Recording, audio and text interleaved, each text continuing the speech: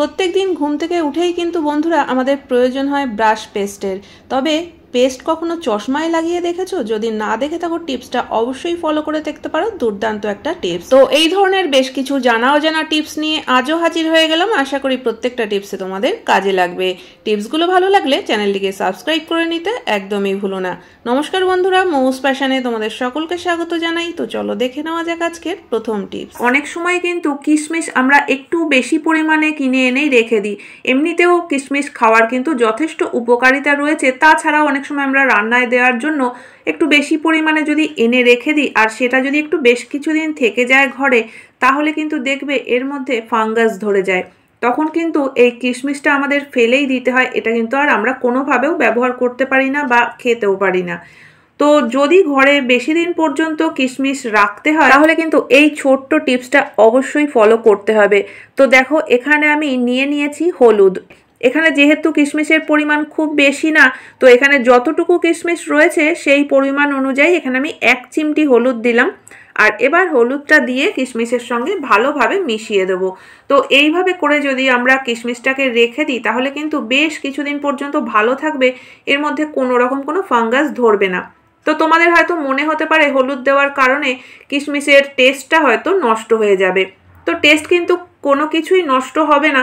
তোমরা কিন্তু যখনই এটা রান্নায় দেবে বা এমনি খাবে, চাইলে কিন্তু কিশমিশগুলো একটু জলে ধুয়ে নিয়ে তারপরে ব্যবহার করতে পারো। তাতে করে কিন্তু টেস্টের কোনো হেরফের হবে না। তো দেখে নেওয়া যাক আজকের 2 নম্বর টিপস। যারা আমরা একটু গাছপালা লাগাতে পছন্দ করি, বাড়িতে কিন্তু যদি খুব বেশি জায়গা না থাকে তাহলে টবে করেও জালনার উপরে কয়েকটা গাছ লাগানো থাকে বা ব্যালকনিতে জায়গা থাকলে সেখানে কয়েকটা গাছ লাগাই। আর এই গাছ আমরা টবে লাগানোর পরে যখন টবে জল দিই, দেখা যায় যে জলের ফোর্সে কিন্তু মাটিগুলো অনেকটাই সরে যায়, গাছের গোড়া বেরিয়ে আসে। আর উল্টে আমাদের আরো নতুন করে মাটি নিয়ে এসে গাছের গোড়ায় মাটি দিতে হয়। কিন্তু যতই মাটি দেই না কেন এই সমস্যাটা কিন্তু হতেই থাকে, জলের ফোর্সে মাটিগুলো সরে গিয়ে গাছের গোড়াটা বেরিয়ে আসে। তো সেক্ষেত্রে কিন্তু আমরা এই টিপসটা ফলো করতে পারি। তো দেখো, এখানে একটা মাটির প্রদীপ আমি গাছের গোড়ায় রেখে দিলাম। আর এবার জলটা সরাসরি আমরা মাটির মধ্যে না দিয়ে যদি এই প্রদীপের মধ্যে দিই তাহলে কিন্তু পুরো জলটাই গাছের গোড়ায় পাবে আর জলের ফোর্সটা কিন্তু সরাসরি গাছের গোড়ায়ও পড়বে না। তো চলো চলে যাচ্ছি এর পরবর্তী টিপসে। আমরা কিন্তু অনেক রান্নাতেই রসুন দিয়ে থাকি।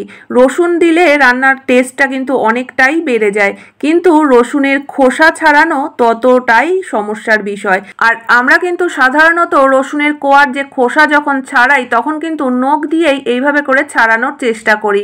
কিন্তু যখন আমাদের অনেক বেশি রসুনের খোসা ছাড়াতে হয়, নখ দিয়ে এইভাবে খোসা ছাড়াতে গেলে কিন্তু নখও ব্যথা হয়ে যায়। অনেক সময় কিন্তু রসুনের খোসার উপরের যে শক্ত অংশটা সেটা নখের মধ্যে ঢুকে যায়। তো এই সমস্যার কিন্তু আমরা খুব সহজেই সমাধান করে ফেলতে পারি। তো দেখো, আমাদের ঘরে কিন্তু এরকম লিকুইড ওষুধের শিশি থাকে। তো ফুরিয়ে গেলে ওষুধ আমরা ফেলে দিই। তো এরকমই একটা ঢাকনা কিন্তু রেখে দিতে পারো, যেগুলো টিনের। তো এই ঢাকনাটা রসুনের মাথার দিকে বাঁধিয়ে যদি এইভাবে করে একটু টান দেওয়া যায় তাহলে কিন্তু দেখবে খুব সহজেই খোসাগুলো বেরিয়ে আসছে। তো আমাদের নখ দিয়েও ছাড়াতে হবে না বা নখেও কিন্তু আর কখনোই ব্যথা হবে না।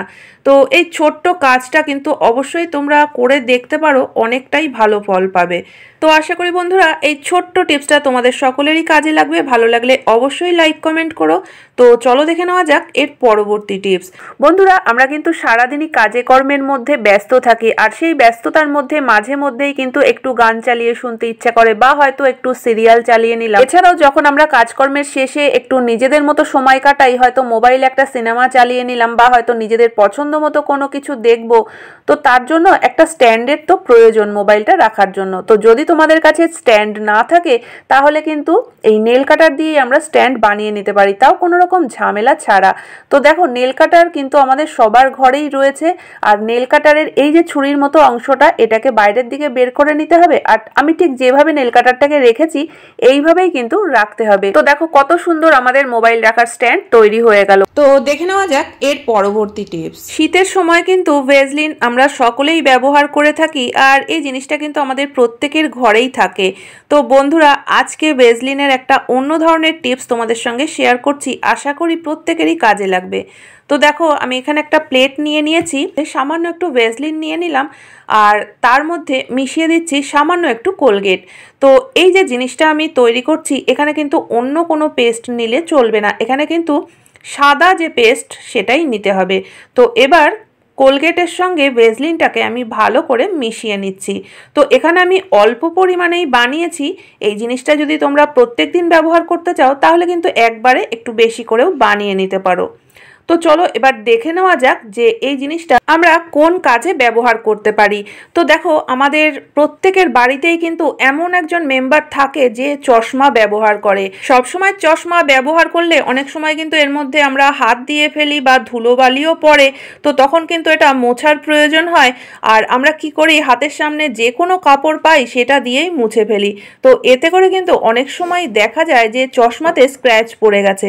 তো একবার যদি স্ক্র্যাচ পড়ে যায় সেটা কিন্তু কোনোভাবেও তোলা যায় না, আর তখন কিন্তু আমাদের দেখতেও অসুবিধা হয়, আবার আমাদের নতুন চশমা বানাতে হয়। তো বন্ধুরা এই ছোট্ট ট্রিকটা যদি আমরা ফলো করতে পারি তাহলে কিন্তু অনেকটাই সুফল পাওয়া যাবে। তো দেখো এখানে যে মিশ্রণটা আমি বানিয়েছিলাম সেটা কিন্তু চশমার কাচের উপরে ভালো করে লাগিয়ে দিতে হবে। প্রথমে আমি বাইরের দিকটায় ভালো করে লাগিয়ে দিচ্ছি, আর এরপরে কিন্তু চশমার ভিতরের দিকের কাচেও লাগিয়ে দিতে হবে। তো এইভাবে পুরো জিনিসটাকে আমি এখানে লাগিয়ে রেখে দেবো 10 থেকে 15 মিনিটের জন্য। 15 মিনিট পর দেখো এখানে আমি একটা পরিষ্কার শুকনো কাপড় নিয়ে নিয়েছি, আর এই কাপড়ে কিন্তু আমি কোনো রকম জল ব্যবহার করিনি, একদম শুকনো কাপড় দিয়ে কিন্তু ভালো করে ডলে নিতে হবে। আর এইভাবেই কিন্তু আমরা জিনিসটাকে পরিষ্কার করে নেব। তো যখন ভালোভাবে পরিষ্কার করা হয়ে যাবে তখন সামান্য একটু কাপড়টা ভিজিয়ে নেব, আবার চশমার কাচটাকে একটু পরিষ্কার করে নেব। তো ফাইনালি কিন্তু আবার একটা শুকনো কাপড় দিয়ে চশমার কাচটাকে ভালো করে মুছে নিলেই দেখবে চশমা একদম ঝকঝকে পরিষ্কার হয়ে গেছে। আর এর মধ্যে যদি কোনো রকম কোনো স্ক্র্যাচ থাকেও সেগুলোও কিন্তু উঠে যাবে। তো তখন কিন্তু আমাদের আর দেখতে কোনো রকম কোনো অসুবিধা হবে না। তো তোমরা দেখতেই পাচ্ছ চশমাটা কতটা পরিষ্কার হয়ে গেছে। তো আশা করি বন্ধুরা আজকের প্রত্যেকটা টিপসই তোমাদের কাজে লাগবে। কোন টিপসটা সব থেকে বেশি ভালো লেগেছে অবশ্যই কমেন্ট করে জানিও। ভালো লাগলে চ্যানেলটিকে সাবস্ক্রাইব করে পাশে থাকা বেল আইকনটা অবশ্যই প্রেস করে দিও, যাতে নতুন ভিডিও আপলোড করলে নোটিফিকেশন সবার আগে তোমাদের কাছে পৌঁছে যায়। তাহলে আজকের মতো ভিডিও এখানেই শেষ করছি, দেখা হচ্ছে আবার নতুন ভিডিওতে। পুরো ভিডিও দেখার জন্য অসংখ্য ধন্যবাদ।